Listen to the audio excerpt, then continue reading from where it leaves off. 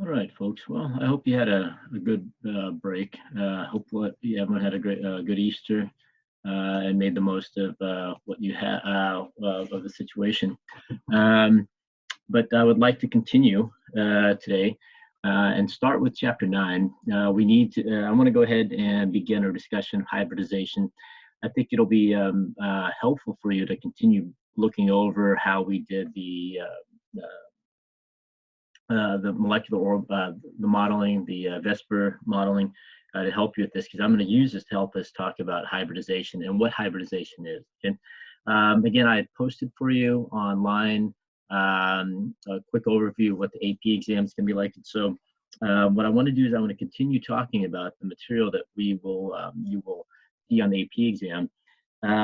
With this chapter, then what we will do is I'm going to touch upon molecular orbital theory, but it looks like they may be de-emphasizing that this year, and so I won't be spending that much time on it. If you have more questions on molecular orbital theory and what it is, come by and see me when we get back from break.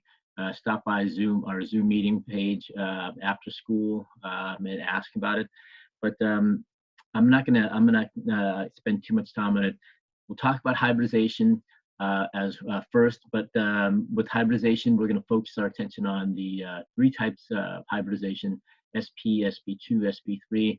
I'll mention other types of hybridizations as well, but again, with the way things are, it looks like the AP exam is going to de-emphasize those other forms of hybridizations also. And so I'll mention them, but we won't spend too much time on them either. Okay. And then finally, what we're going to do is we're going to focus our attention on the last section of chapter 9 here, which deals with photoelectron spectroscopy. And then I will spend time with that in this chapter. And then hopefully we'll try to finish up this chapter by the end of the week, and then go ahead and launch into chapter 10. And I think with that said, then we will have covered, for the most part, what you will need to know for the AP exam. And there will be a few items left over that we'll talk about when we get back from break here. Okay. All right. So with that said, then let's talk about covalent bonding here. Let's talk about the types of covalent bonds we have. Okay. I want to start out then with to ask you really quickly to do this problem. This is number 1 in your problem set. And so what I'd like you to do then, and this will give us a chance to practice and review what we talked about with the molecular structures as well that we learned in the last chapter. But this will also allow us to discuss then what hybridization is. Okay. All right. So with that said, I'm going to pause here, take about 2-3 minutes to draw the structure for methane, which has the formula CH4. So draw the Lewis dot structure, predict what the shape's going to be. What I'd like you to also do is describe how many electron domains methane has, the electron geometry, the molecular geometry, as well as the bonding. Okay, so the shape then describe both the electron and molecular geometry. Okay, so take a couple minutes and draw this for us. Okay. Okay, let's go ahead and take a look at the structure for methane, and let's see what we have here. All right, so methane, then we know carbon is a center atom. Okay, we know then that there are 4 bonds. Okay, there are 4 bonds, and we can draw the structure as such. Okay, so we have then 4 bonds. We know then that they're all single bonds to carbon. Okay, so there is the structure that we have for methane. Okay, with that said, then the number of electron domains that we have for this particular domains for this particular molecule. We have 4. These 4 domains. Remember, electron domains are just number of electron pairs that surround the center atom. So we have 4 electron domains. Okay, and let's go ahead then and identify what these are. We have 4 bonding domains, and hopefully you remember what that is, and 0 non-bonding domains. And again, these are the lone pairs, so we don't have any lone pairs on the carbon. So therefore, we have 4 total electron domains. So our total is 4 electron domains, 4 bonding, 4 non-bonding, which means then the electron geometry and the molecular geometry should be the same. Remember, whenever we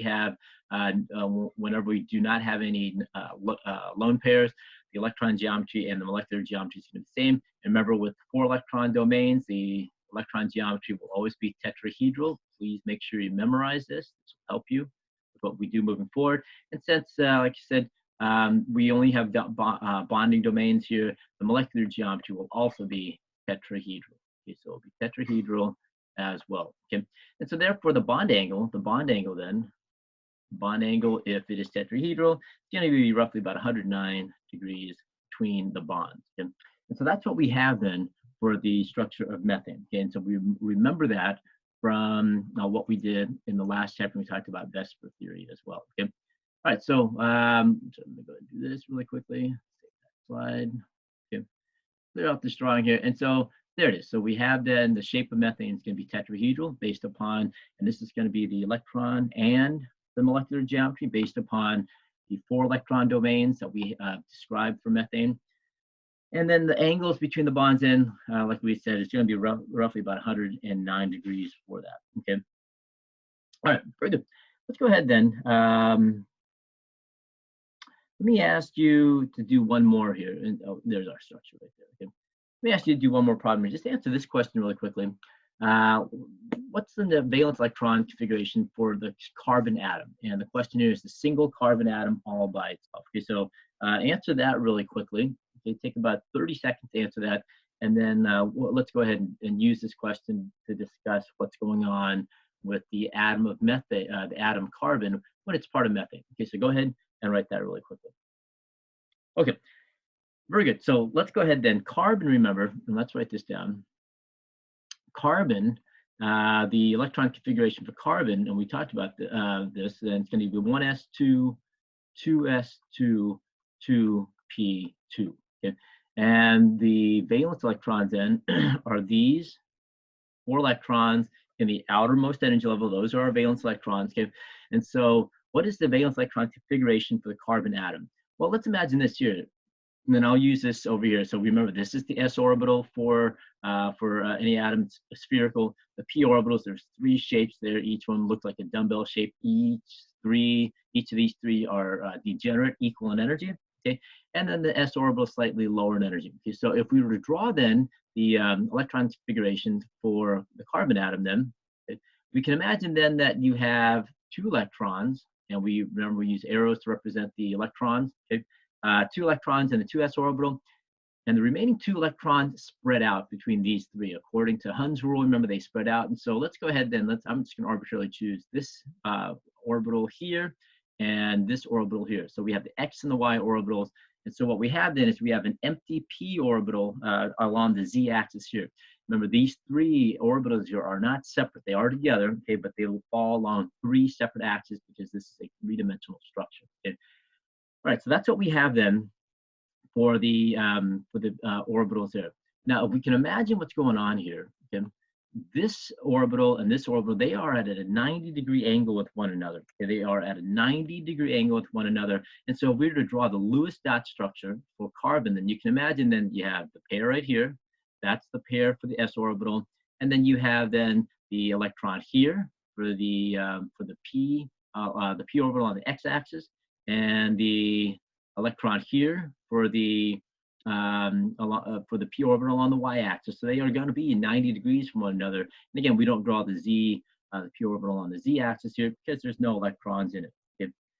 Now, why is this going to be important? Now, I want you to keep this in mind, and I want you to answer this question here. So I'm going to go ahead and save this, and then I'm going to ask you this question here. Okay, and the question I need to ask you then is, okay, so there it is.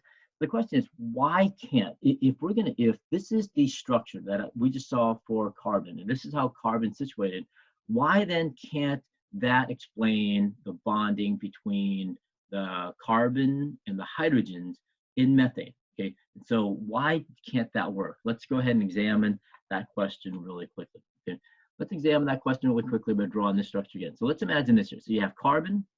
Okay, that's carbon in the atomic state. Now that's when carbon's all by itself. We have 2 electrons that are paired and 2 that are unpaired. Now methane, remember, is CH4, which first of all means then that you have to have 4 atoms, 4 hydrogen atoms connected to the hydrogen to the carbon here. Let's imagine then that we have this hydrogen here, okay, coming in, bonding there. This hydrogen here coming in and bonding right here. So there it is. Those are the 2 single bonds that we already saw that the carbon makes with hydrogen. There are still 2 more hydrogen that comes in. And so you can imagine then if this hydrogen comes in here, okay, and it forms a bond here, okay, you can imagine then that this bond here would be maybe a coordinate covalent bond between that forms when carbon donates both. But if this is the situation, then you have an electron here. This hydrogen here now has too many electrons. Okay, too many electrons. Okay, so that's the first thing. So that's why this particular model, that's why when carbon is in its atomic state here, this cannot account for how the four bonds of hydrogen forms with carbon. Okay? So really, you can only see then that carbon now can only form in this particular configuration. It can only form two bonds. Okay? The second reason, so that's the first reason. I think that's the most obvious reason. The second reason is we know that the angle here is a 90-degree angle. Okay, 90 degree. So even if this were to form, let's imagine that this were to form, these two here would be at a 90-degree angle, okay? And this bond here is going to be different from this bond here in that this is a bond formed between carbon and hydrogen, each contributing one. This is a carbon atom. This is a bond formed between carbon and hydrogen when carbon contributes both. So this is a coordinate covalent bond, and these are not, okay? But secondly, this is a 90-degree angle. And from what we just drew, from what we just saw with methane, and when we drew it, the angle between the bonds are all 109 degrees, and that all four bonds are exactly the same. They are 90 degrees from one another. And we see then that with that said, then this angle here will not be, this angle here between these two bonds will not be 90 degrees. We already saw that. Okay, so the bond angles don't really quite work out. Okay, so how does this work then? Is the localized electron model wrong in predicting then that the methane, that the carbon and methane bonds with hydrogen and it bonds in a tetrahedral manner? Okay. Well, the answer there is no. Okay, the answer there is no. And the way that the localized electron model tries to explain this is through an idea that it refers to as hybridization. Okay, what essentially hybridization does, this theory, this idea of hybridization, what it does is it helps to explain then how atoms interact with other atoms when they are part of a molecule. Now we know then with the example of carbon and other atoms that they have that their electrons, the valence electrons, take a certain situation. They situate themselves a certain way around the atom when the atom's all by itself. Okay? So if you take a look at carbon, and let's go ahead and do this. When you take a look at carbon, this is what happens to the electrons, and this is the prediction here, when carbon atom's all by itself. However, what happens when carbon interacts with other atoms to form a molecule, it changes. Okay, it changes the way it configures its electrons around itself, and so by doing so, it can accommodate and bond and interact with other atoms. Okay? This process of hybridization essentially is the idea behind it is that the atom takes the atomic orbitals. So these are what we refer to as atomic orbitals. We learned these back in chapter 5. They take these, the atom takes its atomic orbitals and changes them, okay? Mixes them together to form these hybrid orbitals. So these are hybrid orbitals. Okay? So these are still, just like with these atomic orbitals, and you want to make sure you keep this in mind. Remember, atomic orbitals represents the probability of finding electrons in certain regions of space at certain energy levels around a particular atom. Hybrid orbitals are exactly the same. Okay? But the idea behind hybrid orbitals then is that the atomic orbitals are mixed together. They're mixed together to form these new orbitals here. So the hybrid orbitals are found in molecules. Okay? So here then represents the atomic state, the state of carbon when it's in its atomic state, not bound to anything, all by itself. This is what the electrons, the valence electrons do when the carbon interacts with other atoms in a molecule. Okay, so this is atomic. This is the atomic state of carbon. Okay, this is the molecular state, meaning then what happens to carbon when it becomes part of a molecule. Okay? And so what carbon does is it takes its atomic orbitals here and they hybridize it into these hybrid orbitals. Okay, so hybrid orbitals also represents then the probable location of finding electrons around an atom. this time, though, the atom is part of a molecule. Okay, so that is what hybridization represents. Okay, all right. Okay, so what happens here is you can look at this here. Okay, now you can see then that this also represents then the electron distribution, the electron distribution cloud of electrons when of an atom when it is sp3 hybridized. Okay, and you can imagine the nucleus in the middle here, and so this looks somewhat like that shape that we saw on the previous slide, where you have, okay, a large density cloud around, and it spreads out that way. Okay. Now, what you need to make sure you keep then in mind then is that the 4 sp3, and if you notice then that there are 4 sp3 hybrid orbitals that form, there were 4 sp3 hybrid orbitals that form. All 4 of them are equivalent. They are exactly the same in terms of their shape and exactly the same in terms of their energies as well. And we'll talk about that in just a moment. Okay. But if you keep this in mind then, that once those 4 are formed, they will assume this tetrahedral shape. Okay, so whenever an sp3 hybrid orbitals, when the sp3 hybrid orbitals form, the 4 of them will assume a tetrahedral configuration. So whenever you have an sp3 hybridized atom, okay, the sp3 hybrid orbitals will assume this tetrahedral shape around the atom. So therefore, and make sure you keep this in mind, whenever you have a tetrahedral electron geometry, you can conclude then that the hybridization will be sp3. So let's make sure you remember that. sp3 hybridization correlates directly to a tetrahedral electron geometry.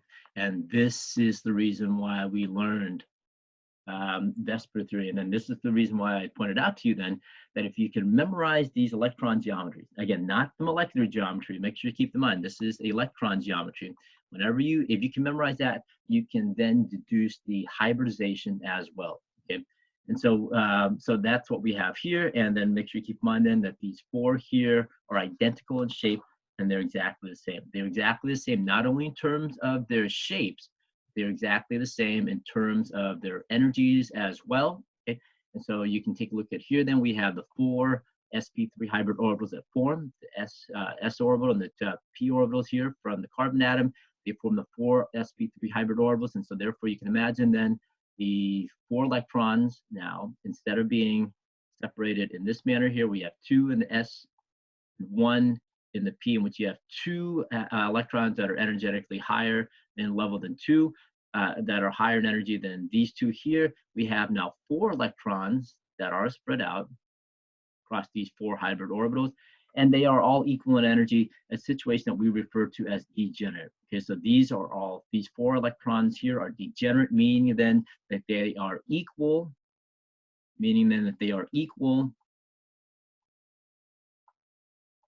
in energy.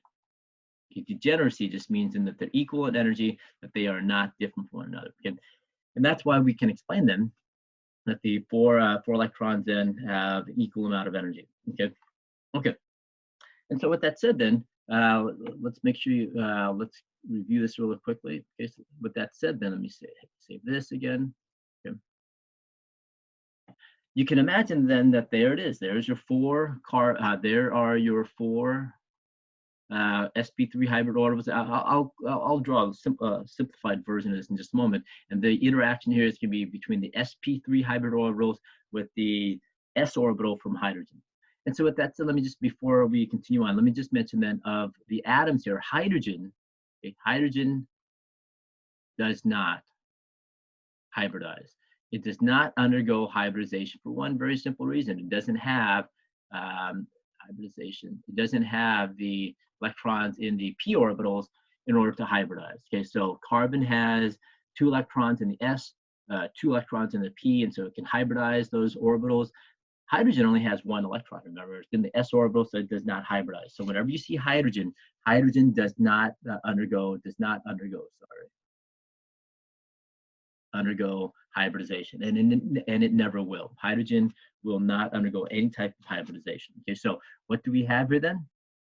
Let me go ahead and use a little bit more simplified image here. Okay, all right. So we know then that there is our carbon atom. Okay, And so if you take a look at this then, this bond here between carbon and hydrogen is going to be the interaction, the overlap between an sp3 hybrid orbital from carbon and an s orbital from hydrogen.